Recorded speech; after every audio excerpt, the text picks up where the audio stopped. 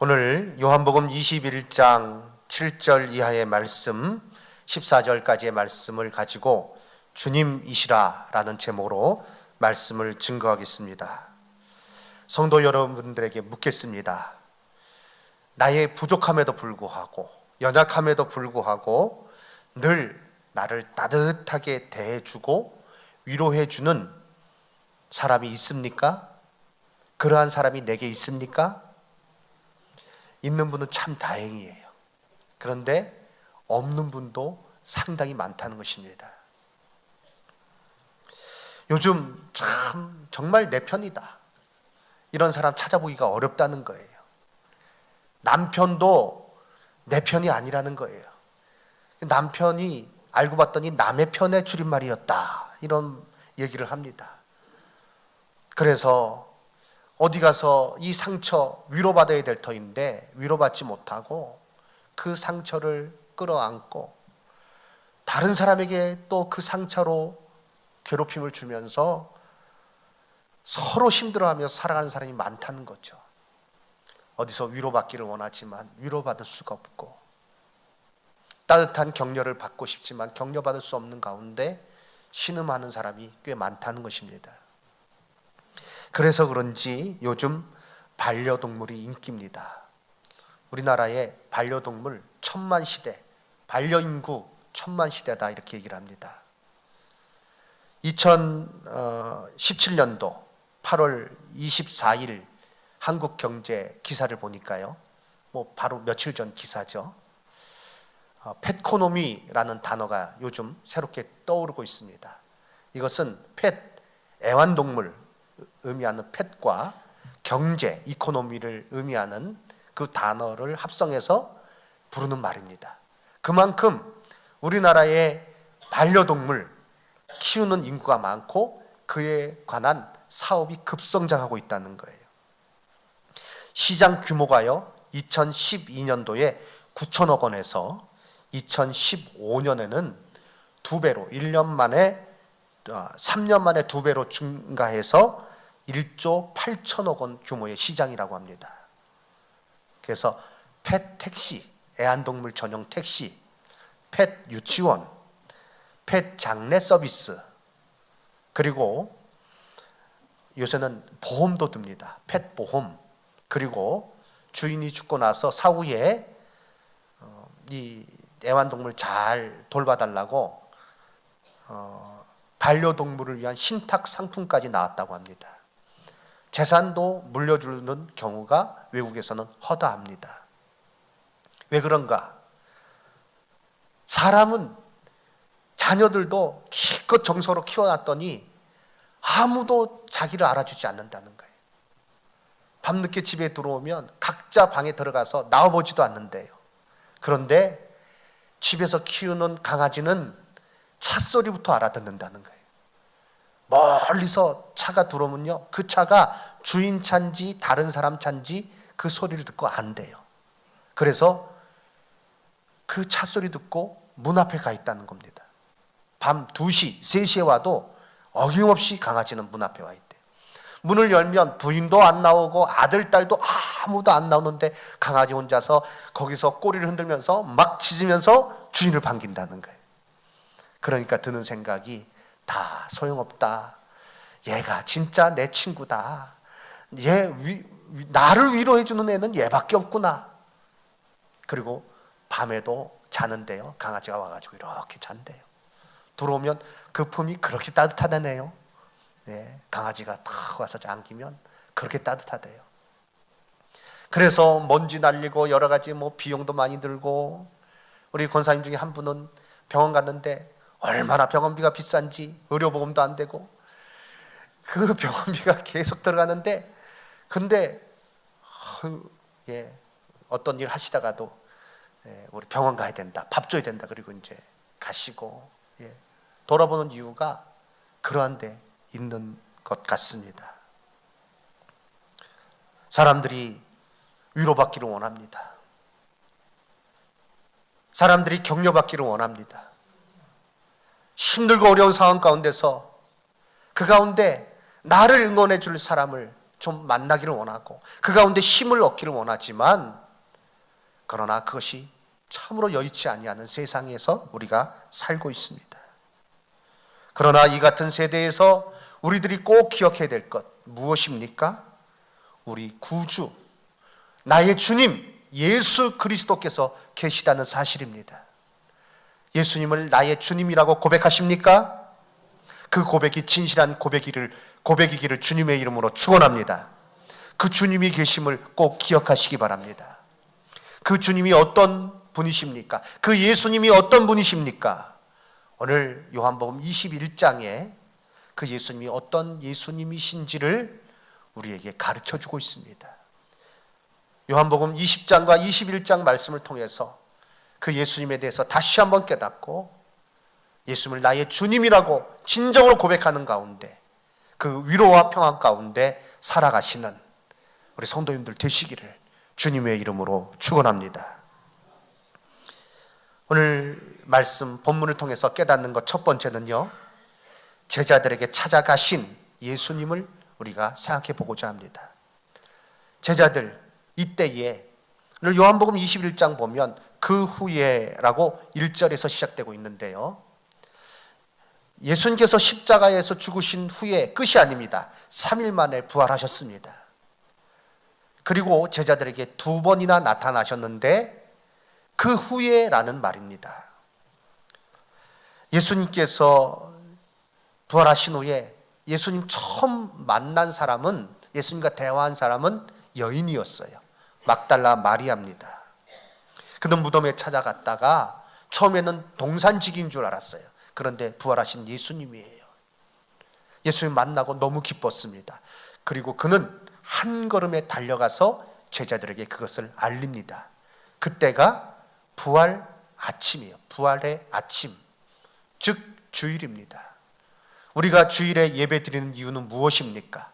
왜 많은 요일 중에서 우리가 일요일이라고 부르지 않고 주일이라고 부르는 이때에 모여서 예배를 드립니까? 바로 주님께서 부활하신 그날이기 때문에 그렇습니다.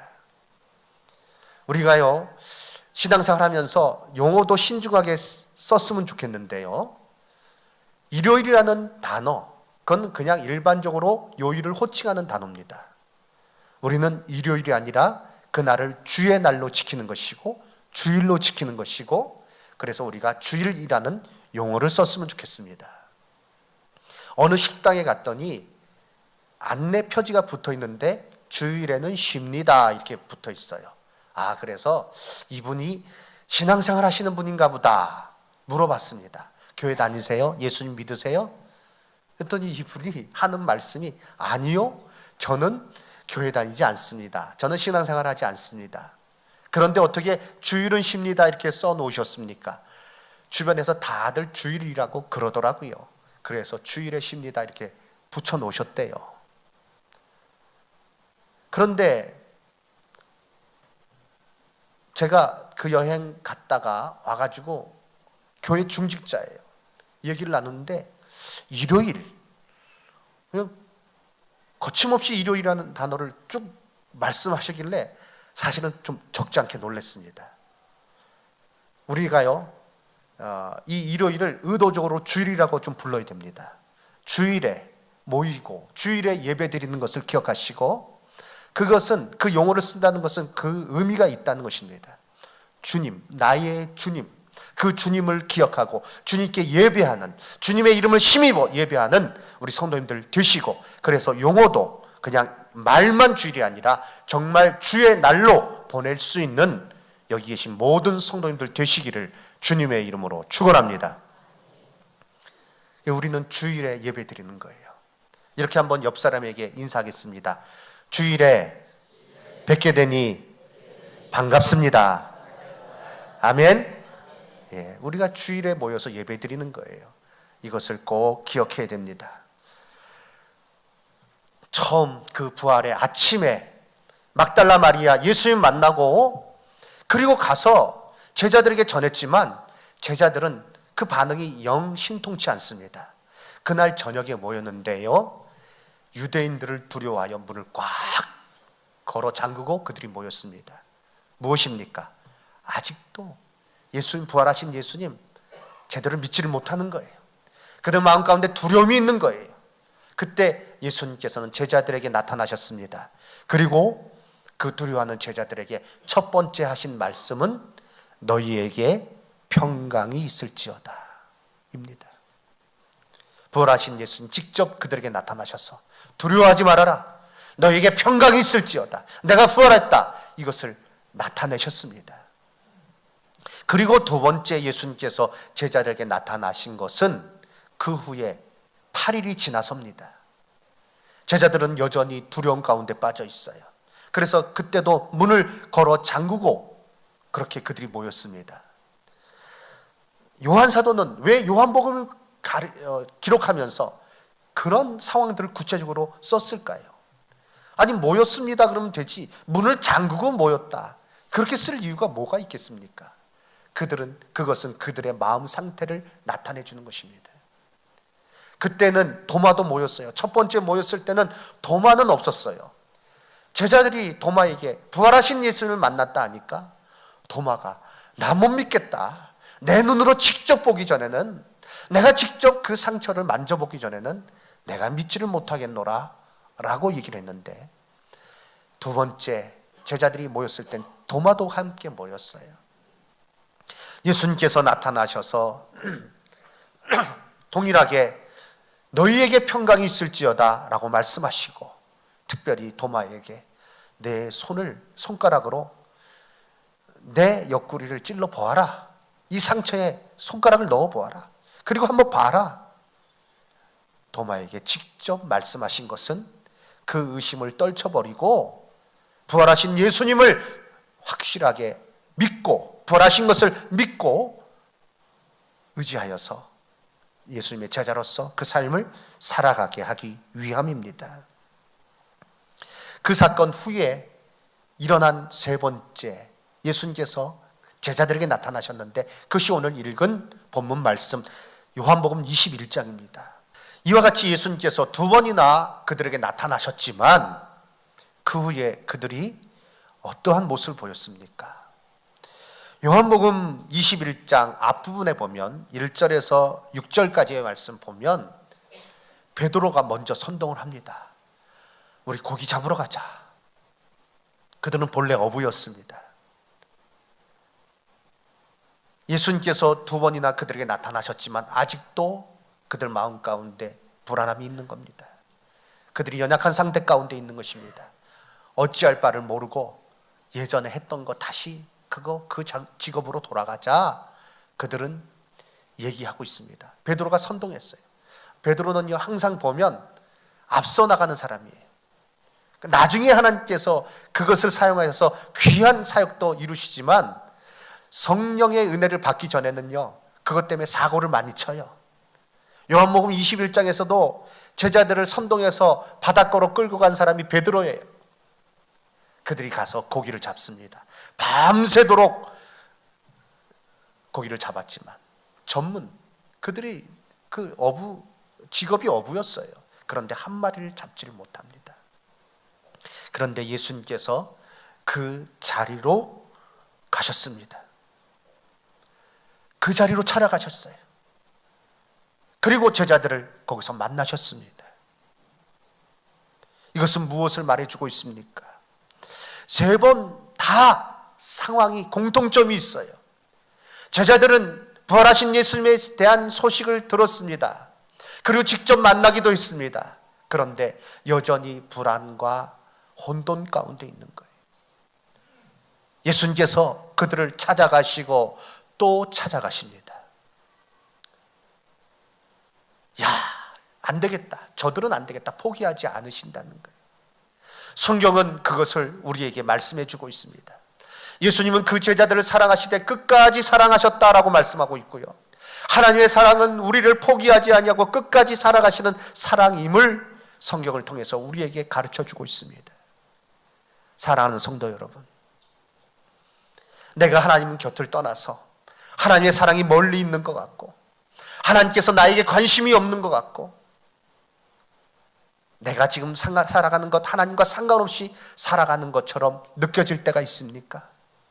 그러나 하나님께서는 여전히 우리 성도님들을 사랑하시고 나를 사랑하시고 나에게 다가오시며 오늘 이 시간 이 예배를 통해서도 그 사랑을 알기를 원하시고 그 사랑을 깨닫기를 원하신다는 것을 기억하시기를 주님의 이름으로 축원합니다. 그 사랑은 끊을 수가 없다 했습니다. 하나님께서 여전히 날 사랑하고 계심을, 하나님께서 여전히 나를 부르고 계심을, 나에게 찾아오심을 기억하시고 그 사랑 가운데 예수님을 다시 한번 진정한 나의 주님이라고, 나의 삶의 주인이십니다 라고 고백할 수 있는 저와 여러분 다 되시기를 주님의 이름으로 축원합니다. 두 번째, 이 말씀을 통해서 위로하시는 예수 그리스도를 알게 됩니다. 베드로는 부활하신 예수님을 두 번이나 만났지만 여전히 혼돈 가운데 빠져서 물고기 잡으러 가자고 선동하고 있습니다. 그리고 제자들은 거기에 합류를 했습니다. 적어도 7명의 제자가 갔어요. 그런데 예수님께서 그들에게 다가가셔서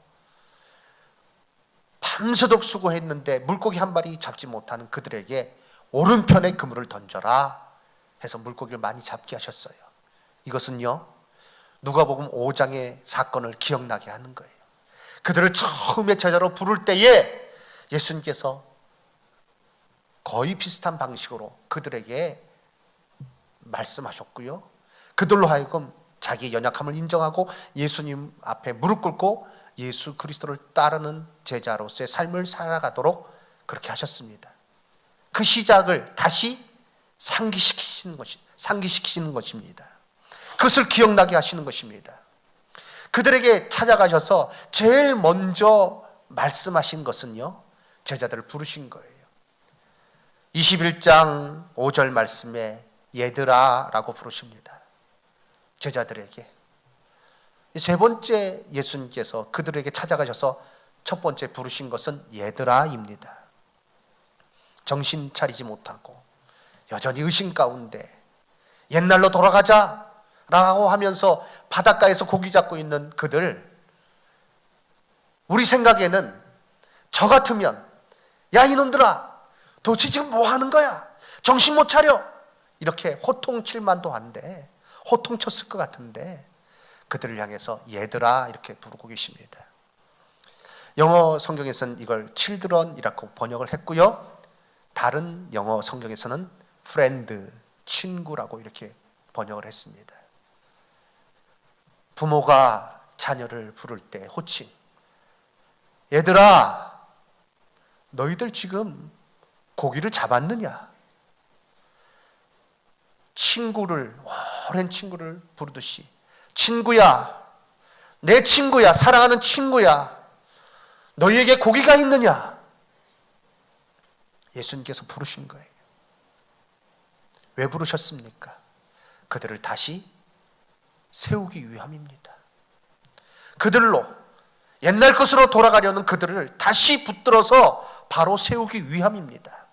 부활하신 예수님을 분명히 알고 믿고 그 주님을 의지하여 예수님의 제자로서 제대로 살아가도록 하기 위해서 예수님께서 그들을 찾아가서 부르신 거예요. 그리고 처음에 제자들을 부를 때의 그 사건, 그와 비슷한 이적을 통해서 예수님의 그 부르심을 기억하고 다시 그 본래의 마음으로 살아갈 수 있도록, 예수님을 따르는 자가 되도록 예수님께서 그와 같이 하신 것입니다. 요한이 먼저 알아봤습니다. 주님이시다. 주님이시라. 베드로가 주님이란 얘기를 듣고요, 성격 그대로 일하기 위해서 옷을 벗고 있다가 급하게 옷을 챙겨 입고 바닷가로 뛰어 들어갑니다. 그리고 이제 예수님께로 나아갑니다. 다른 제자들도 예수님을 만납니다. 나가서 보니까요, 예수님께서 아침 식사를 다 준비하셨어요. 숯불을 피우고 그 위에 떡을 굽고 생선을 굽고, 제자들이 모이니까 지금 잡은 생선 좀 갖고 와라. 큰 물고기가 153마리다. 한 무게로 따지면 150kg 이상 되는 거예요. 그 중에서 몇 마리를 가져와서 또 올려놔서 굽습니다. 그리고 예수님께서 어떻게 하십니까? 12절 말씀, 예수께서 이르시되 와서 조반을 먹으라 하시니 제자들이 주님이신 줄 아는 고로 당신이 누구냐 감히 묻는 자가 없더라. 그 식탁을 생각해 보시기 바랍니다. 성지 여행 가서 그때 예수님께서 그렇게 생선을 구우시고 떡을 구우셨던 그 바위가, 거기 그 바위가 정확하게 그 바위인지는 모르겠지만 그게 남아있더라고요. 제자들이 모였습니다. 가운데 숯불이 펴 있습니다. 그리고 예수님께서 떡과 고기를 나눠주실 때 그들이 한마디 대답을 못합니다. 침묵이 흐릅니다. 그런데 이미 그들 마음속에는 그 침묵 가운데 예수님의 그 사랑을 느끼고 있는 거예요. 숯불보다 더 뜨거운 예수 그리스도의 사랑이 그들 가운데 피어올랐고요. 아마 눈물을 먹으면서 그 떡과 물고기를 먹지 않았을까 생각이 됩니다. 말 안 해도 아는 거죠. 굳이 말하지 않아도 그 가운데 예수님 그 사랑을 아는 것입니다. 그들은 떡과 물고기를 먹으면서 벳세다 광야에서 보리떡 2개와 물고기 5마리로 5,000명을 먹이신 그 장면을 회상했을 것입니다. 예수님께서 그들에게 나눠주시는 그 모습을 보면서 그 3년간의 그 모든 일들이, 사건들이 주마등처럼 그들 머릿속에 지나갔을 것입니다. 그리고 예수님의 말씀이 기억났을 것입니다. 예수님의 그 사랑이 기억났을 것입니다. 그리고 그들은 거기서 위로를 얻습니다. 예수님이 승천하시고 난 후에 그들은 그 위로한 그 가운데 힘을 얻어서 약속하신 성령을 기다리죠. 열흘 동안 힘써 약속하신 성령을 기다리는 가운데 드디어 오순절 성령께서 강림하셨고 교회는 시작되었고 그들은 나가서 예수는 그리스도다 증인의 삶을, 그 사랑을, 그 놀라운 은혜를 증거하는 자가 되었습니다. 예수님께서 그들을 위로하셨기에 이와 같이 그들은 설 수 있었던 것입니다. 이후에 보면 특별히 베드로에게는요 3번이나 같은 질문을 하십니다. 내가 나를 사랑하느냐? 그 말씀은 베드로가 3번이나 예수님을 부인한 것, 그것을 덮어주기 위해서, 그것을 회복하고 그것을 극복하고 다시 서게 하기 위해서 이와 같이 하신 것입니다. 이제 말씀 마치겠습니다. 예수 그리스도는 주님이십니다.